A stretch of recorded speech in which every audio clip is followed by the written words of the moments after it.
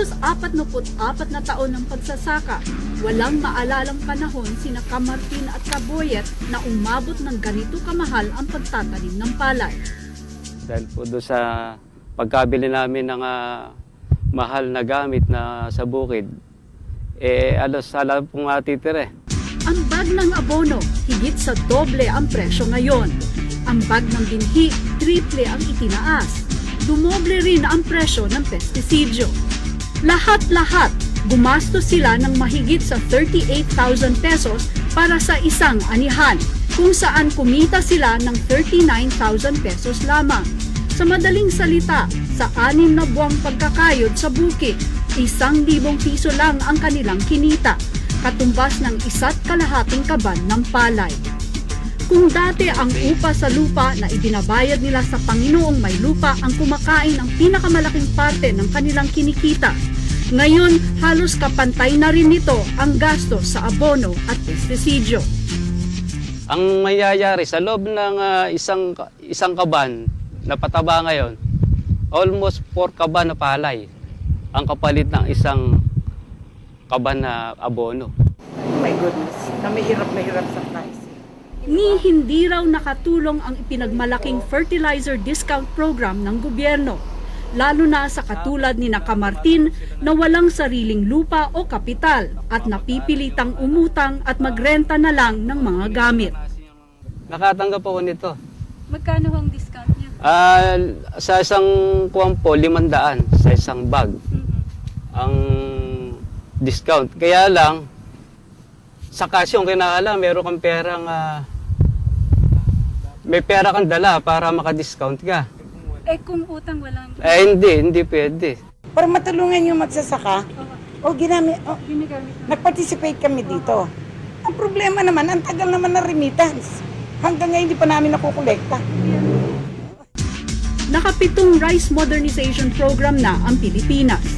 Pero ayon sa World Bank, imbis ng maging rice self-sufficient, tayo ngayon ang #1 rice importer sa buong mundo.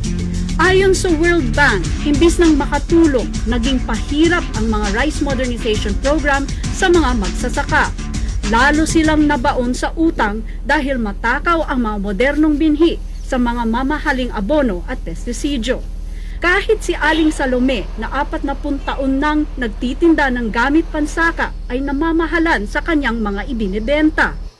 Way back 1968. Magkano lang ang pataba ng 20 pesos, no?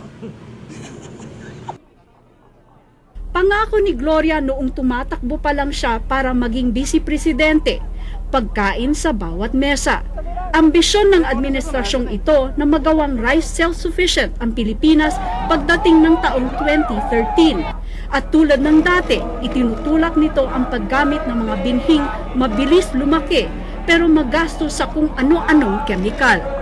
By using certified seeds, ang farmers, following the normal cultural management practices, kaagad-agad pwede yung mag-increase ng 10% ang kanyang ani. Pero pag nag-shift ka sa hybrid, mas mataas. You can further increase to say 15 to even more than 30% higher yields. World Bank na mismo ang nagsasabing 40% lang ng ating mga magsasaka ang nakinabang sa rice program ng presidente. Ang 40% na ito ay yun pang mga may kaya at may access sa irigasyon at modernong gamit pansaka.